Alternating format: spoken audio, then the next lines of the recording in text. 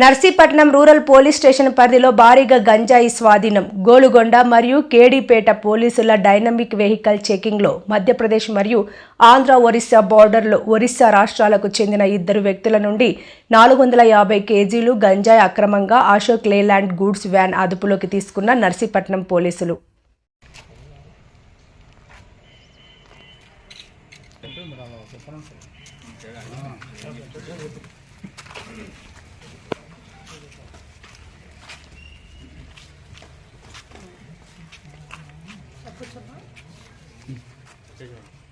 అందరికీ నమస్కారం అండి. ఈరోజు మా ఎస్పీ గారు మా డిఎస్పీ గారు ఆదేశాల మేరకు Narsipatnam rural police station dynamic vehicle checking conduct చేశాము. ఆ డైనమిక్ వెహికల్ చెకింగ్లో కేడీపేట ఎస్సీ గారు ఒక టీము, గొలుగొండ ఎస్సీ గారు ఒక టీం చేసాం. ఈ డైనమిక్ వెహికల్ మేము పట్టుకున్నాము. పట్టుకునేటప్పుడు ఆ వ్యాన్ ఏమంటే మధ్యప్రదేశ్ది అశోక్ లైలాండ్ వ్యాను. ఆ వ్యాన్లో 2 వ్యక్తులు ఏమంచో మమ్మల్ని చూసి పారిపడుతుంటారు. పట్టుకున్నాం. తీరా చూస్తే ఆ వ్యాన్కి ఒక మెస్ తయారు చేసుకున్నారు. వాళ్ళు తయారు చేసుకొని అప్రాక్సిమేట్లీ 450 కేజీ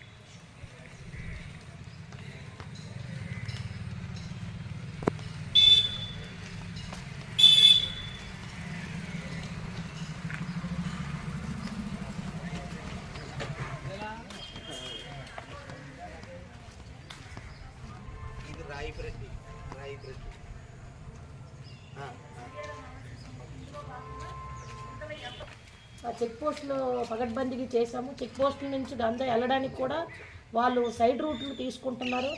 ఈ విధంగా మా పోలీసుకి ఛాలెంజ్గా ఈ టైప్ ఆఫ్ ఎంఓ చేస్తున్నారు. అందులో కూడా మా స్పెషల్ పార్టీ కుర్రోలు అక్కడ సీసీ కెమెరాలు అమర్చాను. మా ఎస్పీ గారు 24/7 మానిటరింగ్ చేస్తున్నారు. మా జిల్లా నుంచి ఎటువంటి గంజాయి వెళ్లకుండా పక్కాగా గంజాయి రహిత జిల్లాగా మేము చేద్దామని జిల్లా పోలీసు యంత్రాంగం తరఫున మీకు తెలియజేస్తున్నానండి. ఇది పక్కా సీనియర్ ఆఫీసర్స్ ఇది ఛాలెంజ్ టాస్క్. మాకు నర్సీపట్నం సబ్ డివిజన్ సార్ మాకు ఎప్పుడు కూడా ఇది గైడ్ చేస్తుంటారు. మా ఎస్పీ సార్ కూడా, మా డిఐజీ సార్ కూడా. అందరికీ నమస్కారాలండి. ఇంకా దీనిలో భాగంగా ఎంతమంది ఉన్నారో ఈ సాంకేతిక సిడిఆర్ అనాలిసిస్ ప్రకారం మిగతా వాళ్ళని కూడా మేము అరెస్ట్ చేస్తామండి. ఇందులో కేడీపేట ఎస్ఐ గారు తారకేశ్వరరావు గారు, గొలుగొండ ఎస్ఐ రామారావు గారు అండ్ టీము స్పెషల్ పార్టీలు అందరూ కూడా ఈ సీనియర్ ఆఫీసర్స్ ఇన్స్ట్రక్షన్ తూచే తప్పకుండా మేము పట్టుకోగలిగామండి. నమస్తే అండి. 450 కేజీలు అండి. సుమారుగా 22,50,000 వరకు సుమారుగా ఒక వ్యాన్ వాళ్ళు పెట్టే రేట్ అది. అలాగే అశోక్ లేలాండ్ వ్యాన్ ఒకటి, అది రీసెంట్గా పర్చేజ్ చేసిన వ్యాన్ అది. అశోక్ లేలాండ్ వ్యాన్ అది కూడా మధ్యప్రదేశ్ సంబంధించింది. జిల్లా ఎస్పీ గారు తరచుగా ఈ చెక్ పోస్టులు విజిట్ చేయటం, ఈ డౌన్లింగ్ చెక్ పోస్ట్ కానీ ఇటు దేవారం చెక్ పోస్ట్ కానీ విజిట్ చేయటం, అక్కడ ఉన్న సిబ్బందికి వర్కింగ్ కండిషన్స్ ఏర్పాటు చేయటం, అట్లాగే 24/7 సీసీ కెమెరాల పర్యవేక్షణలో ఇక్కడ తనిఖీ చేయడం జరుగుతుంది. అలాగే సిబ్బంది అందరూ కూడా అలర్ట్గా ఉండి డైలీ బేసిస్ కేసెస్ రిజిస్టర్ చేస్తున్నాం. ఇంచుమించు ప్రతిరోజు 2 రోజులకు ఒకసారి కేసు రిజిస్టర్ చేస్తున్నాం. ఇక్కడ చెక్ పోస్ట్లో సిబ్బంది అలర్ట్గా ఉండటం వల్ల అక్కడ రోడ్డు దిగి పొలాల మీదుగా చెక్ పోస్ట్ దాటుకుని వస్తున్నారు. కొత్త వినూత్న పద్ధతులు ఉపయోగిస్తున్నారు. రాష్ట్రంలో కూటమి ప్రభుత్వం టీడీపీ జనసేన నాయకులు అధికార దుర్వినియోగం చేస్తూ సోషల్ మీడియా పేరుతో తప్పుడు కేసులు పెడుతున్నారని ఎమ్మెల్సీ దువ్వాడ శ్రీనివాస్ అన్నారు. శుక్రవారం టెక్కలి పోలీస్ స్టేషన్లో విచారణకు హాజరైన అనంతరం ఆయన మీడియాతో మాట్లాడారు. ఇలా ఉంటుంది అనుకుంటున్నారా? మళ్ళీ అధికారంలోకి మారతాం, వస్తాం, కొట్టారు, పడ్డాము, లేస్తాం, డబ్బల్ ఇంపాక్ట్తో లేస్తాం.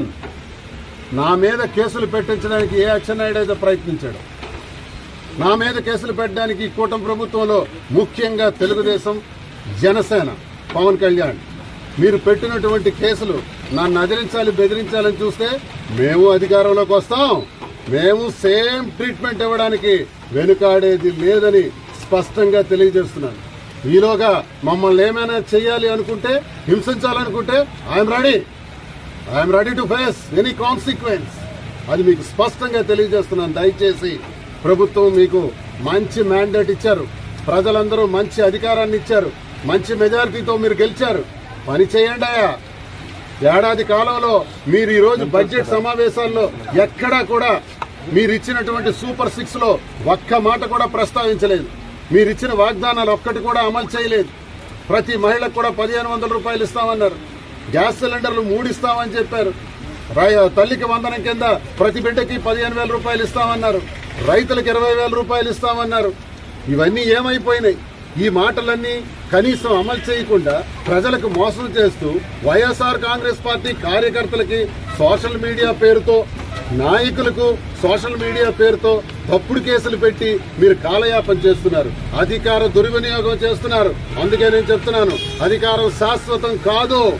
అధికారం వెరీ వెరీ వెరీ ఇది టెంపరీ. ఇవాళ ఉంటుంది, రేపు పోతాం. అంత మాత్రాన ఇలాంటి తప్పుడు కేసులు పెట్టి హింసించాలనుకుంటే ప్రజలు చూస్తున్నారు, ప్రజలు గమనిస్తున్నారు. తీవ్ర పరిణామాలు ప్రజల ద్వారా మీరు ఎదుర్కోక తప్పదని నేను తెలుగుదేశం జనసేన పార్టీలకు హెచ్చరిస్తున్నాను. రాష్ట్రంలో 3 లక్షల మంది దొంగ పెన్షన్లు తీసుకున్నట్లు తేలిందని స్పీకర్ అయ్యన్న పాత్రుడు వెల్లడించారు.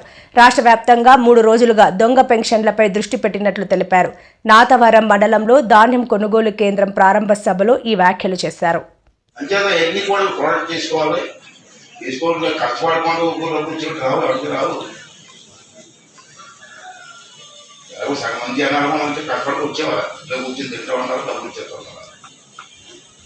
చెప్పొచ్చు చెప్పకూడదు మాట చెప్తాను. మీరు ఏమంటారు అనుకోండి, మంత్రి అనుకోండి, నేను లెక్చేనా ఉన్నాయి. నా స్టైలే లేవు. చంద్రబాబు గారు పెన్షన్ ఇస్తున్నారు, మనిషి 4,000 రూపాయలు ఇస్తున్నారా? 3 రోజుల క్రితం రాష్ట్రం అంతా ఎంక్వైరీ చేస్తే తప్పుడు వయసు చేసుకొని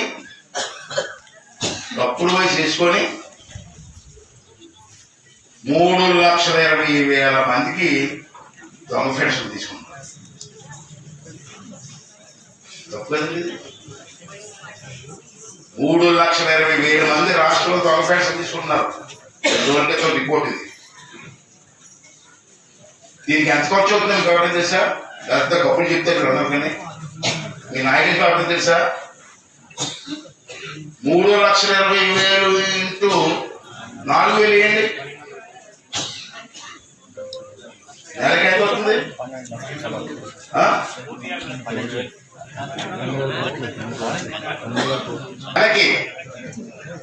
నెలకి ఈ తప్పుడు పెన్షన్ తీసుకున్న వాళ్ళకి దొంగ పెన్షన్ అంటాను.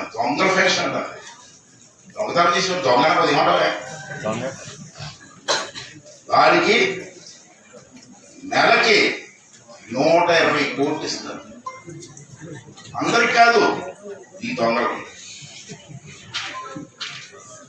నెలకి.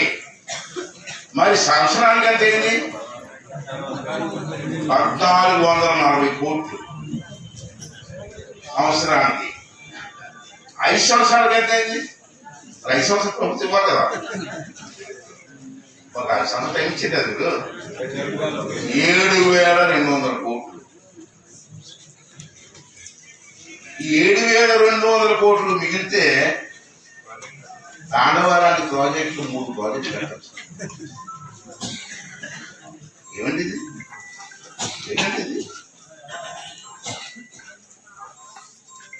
ఇంత డబ్బు అండి. 7,200 కోట్లు అండి. 700 కోట్లు కాదు. సీఎం చంద్రబాబు అధ్యక్షతన జరిగిన మంత్రివర్గ సమావేశంలో 21 అంశాలపై జరిగిందని మంత్రి పార్థసారథి తెలిపారు. గత ప్రభుత్వం జల్ జీవన్ మిషన్ పథకాన్ని నిర్వీర్యం చేసిందని అన్నారు. ఈ మేరకు మంత్రి మీడియాతో మాట్లాడారు. సీఎం చంద్రబాబు అధ్యక్షతన జరిగిన మంత్రివర్గ సమావేశంలో 21 అంశాలపై చర్చ జరిగిందని మంత్రి పార్థసారథి తెలిపారు. గత ప్రభుత్వం జల్ జీవన్ మిషన్ పథకాన్ని నిర్వీర్యం చేసిందన్నారు. 26,804 కోట్ల రూపాయల ప్రతిపాదనలు పంపి 4,000 కోట్ల రూపాయలు మాత్రమే ఖర్చు చేశారని వివరించారు. అమరావతి నిర్మాణం కోసం ప్రతిపాదనలకు కేబినెట్ ఆమోదం. 3 ఏళ్లలో నిర్మాణాలు పూర్తి చేసేందుకు నిర్ణయం. హడ్కో ద్వారా 11,000 కోట్ల రూపాయల రుణం తీసుకునేందుకు కేబినెట్ అనుమతి. జర్మనీకి చెందిన KfW ద్వారా 5,000 కోట్ల రూపాయల రుణానికి ఆమోదం. 45 పనులకు 33,000 కోట్ల రూపాయల నిధులు ఖర్చు చేసేందుకు సిఆర్డీఏకు అనుమతి. బుడమేరు 10 జిల్లాల్లోని వరద ప్రాంతాల్లో రుణాల రీషెడ్యూల్కు ఆమోదం. ధాన్యం కొనుగోలు కోసం మార్క్ఫెడ్ ద్వారా 1000 కోట్ల రూపాయల రుణానికి ఆమోదం. పోలవరం ఎడమ కాల్వ రీటెండర్కు అనుమతి. పుంగనూరు బ్రాంచ్ కెనెల్ లైనింగ్ పనులకు ఆమోదం. క్లీన్ ఎనర్జీ కోసం ఎన్టీపీసీ ద్వారా పెట్టుబడుల కోసం జాయింట్ వెంచర్ ఏర్పాటు. 1.70 లక్షల కోట్ల రూపాయల పెట్టుబడులతో విద్యుత్ ఉత్పత్తి యూనిట్ల ఏర్పాటు. రాష్ట్రంలోని 475 జూనియర్ కళాశాలల్లో మధ్యాహ్న భోజనం అందించేందుకు ఆమోదం. 1.41 లక్షల మంది విద్యార్థులకు ఈ పథకం ద్వారా లబ్ధి. కోట్ల రూపాయలు కేటాయించడం జరిగింది. దాంట్లో కూడా కేవలం 4,000 కోట్ల రూపాయల వరకు మాత్రమే ఖర్చు పెట్టగలిగింది. ఎందుకంటే అందరూ మాట్లాడుతూ ఉన్నారు ఏం జరిగింది, ఏ నష్టం జరిగింది అని చెప్పేసి. ఇటువంటి నష్టాలు కనుక పరిశీలించినట్లయితే కోకొల్లలో దీని మూలంగా లక్షలాది మంది ప్రజలు పరిశుభ్రమైన నీటికి దూరం అయ్యారనే విషయాన్ని తెలియజేస్తా ఉన్నాను నేను. దీనికి సంబంధించి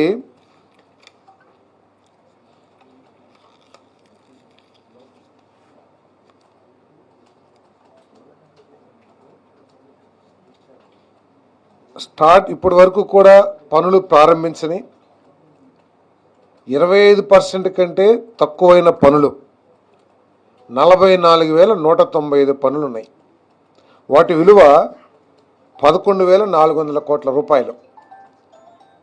వాటిని టెండర్స్ని క్యాన్సిల్ చేసి మళ్ళీ టెండర్లో పిలిచే విధంగా అనుమతి ఇవ్వటం జరిగిందని చెప్పేసి మనం చేస్తాను. అదేవిధంగా 33,717 ప్రాజెక్టులు వివిధ దశల్లో ఉన్నాయి. పైపులు సప్లై చేస్తాం కానీ లేదా కొంత పని ప్రారంభించడం కానీ వాటన్నిటినీ కూడా నిర్దిష్ట సమయంలో పూర్తి చేయడానికి అనుమతి మంజూరు చేయడం జరిగిందని చెప్పేసి మనం చేస్తాను. దీంట్లో ప్రధానంగా 3 ప్రాజెక్టులు, పులివెందుల్లో త్రాగునీటి ప్రాజెక్టు, అదేవిధంగా ద్రోణాచలం, ఉద్దానం. అంటే ఇక్కడ తీవ్ర నీటి సమస్యలు ఉన్నాయి కాబట్టి ఈ ప్రాజెక్ట్స్ని కంటిన్యూ చేసి కంప్లీట్ చేయాలని చెప్పేసి మరి నిర్ణయించడం జరిగింది. అదేవిధంగా అస్తవ్యస్తంగా ప్లాన్ చేయబడ్డ జల్ జీవన్ మిషన్ పనులన్నింటినీ కూడా పునః పరిశీలించి అక్కడ ప్రజల అవసరాల కోసం తర్వాత ఒక సస్టైనబుల్ నీటి వనరుల్ని పరిశీలించి భవిష్యత్తులో ఎటువంటి సమస్య రాకోకుండా ఈ ప్రాజెక్టుల్ని మళ్ళీ తిరిగి ఎస్టిమేట్ చేయడానికి లేదా డిజైన్ చేయడానికి నిర్ణయం తీసుకుందని చెప్పేసి మనం చేస్తున్నాను. దీంట్లో గత ప్రభుత్వం ఎంత నిర్లక్ష్యంగా వ్యవహరించిందంటే ఈ జల్ జీవన్ మిషన్ యొక్క ముఖ్య ఉద్దేశం ఏంటంటే ధాన్యం సేకరణలో ఎక్కడా తప్పు జరగడానికి వీల్లేదని సీఎం చంద్రబాబు స్పష్టం చేశారు. కృష్ణా జిల్లా పెనమలూరులో ధాన్యం కొనుగోలు కేంద్రాన్ని పరిశీలించారు. తేమ ఇతర అంశాల్లో ఖచ్చితత్వం ఉండాలని సూచించారు.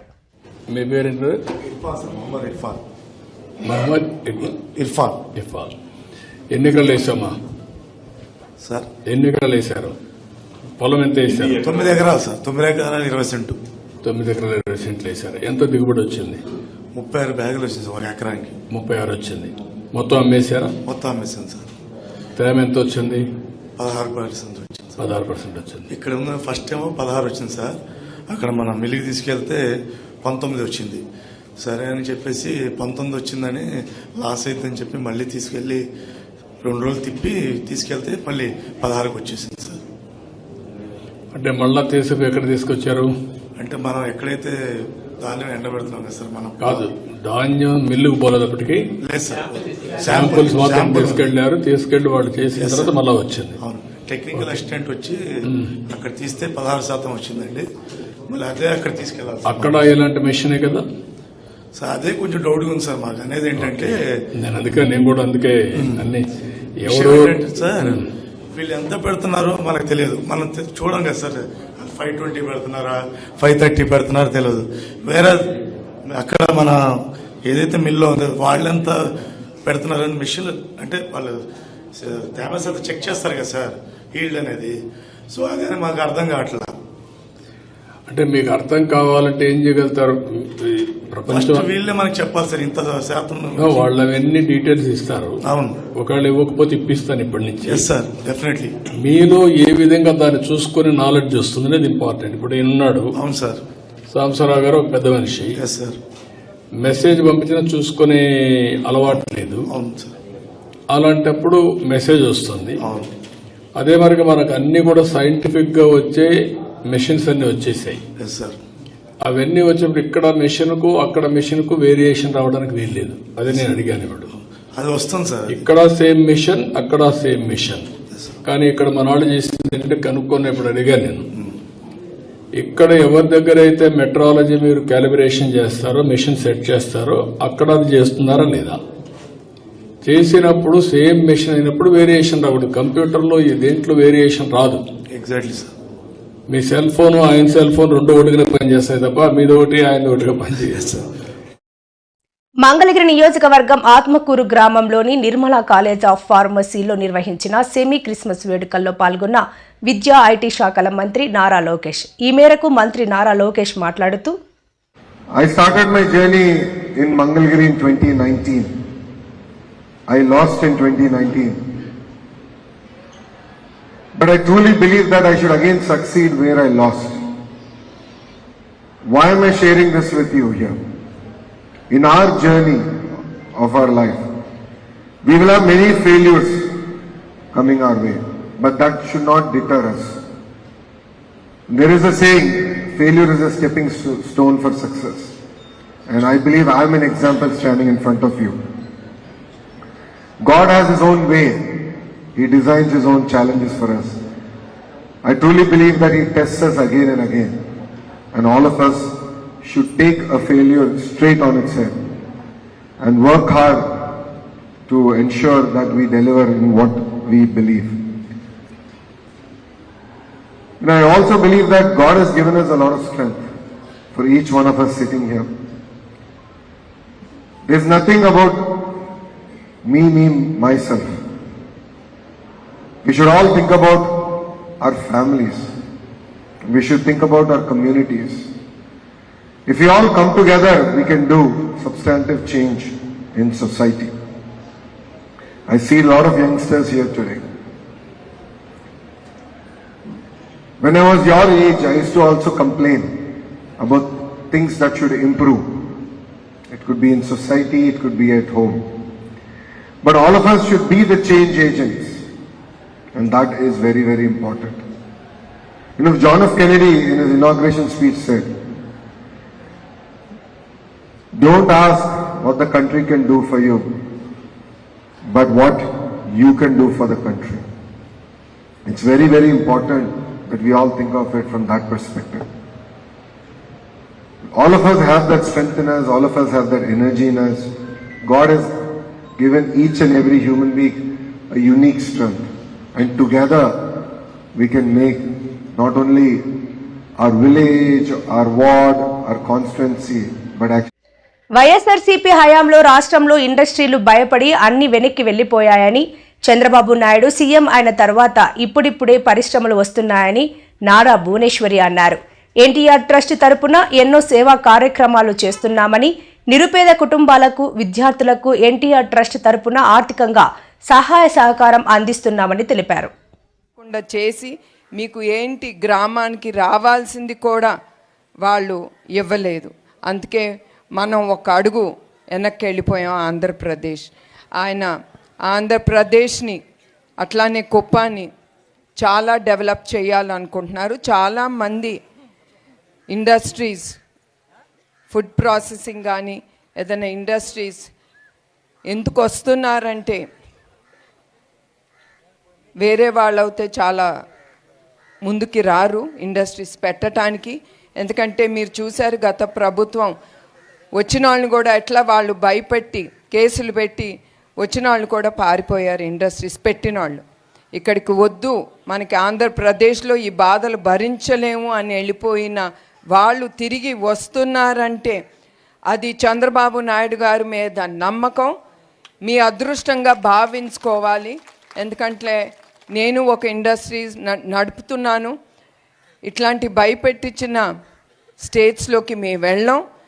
ఎందుకంటే రేపు మేము ఎదుర్కోవాలి. మేమంటే మా ఎంప్లాయీస్ కానీ ప్రతి ఒక్కళ్ళు ప్రభుత్వం తీసుకున్న డెసిషన్స్ ఎదుర్కోవాలని భయపడి మేము ఆ స్టేట్కి వెళ్ళాం. అట్లాంటిది భయపడకుండా ముందుకు వస్తున్నారంటే అది చంద్రబాబు నాయుడు గారి కోసం చూసి వస్తున్నారు. అట్లానే తద్వారా వీటి వలన మీకు కానీ మీ పిల్లలు కానీ బెంగళూరు కానీ చెన్నైకి కానీ ఎటు వెళ్ళక్కర్లేదు.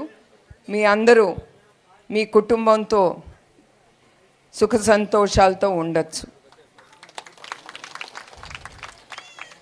తర్వాత చంద్రబాబు నాయుడు గారు కుప్పాన్ని ఎడ్యుకేషన్ హబ్గా మార్చాలనుకున్నారు.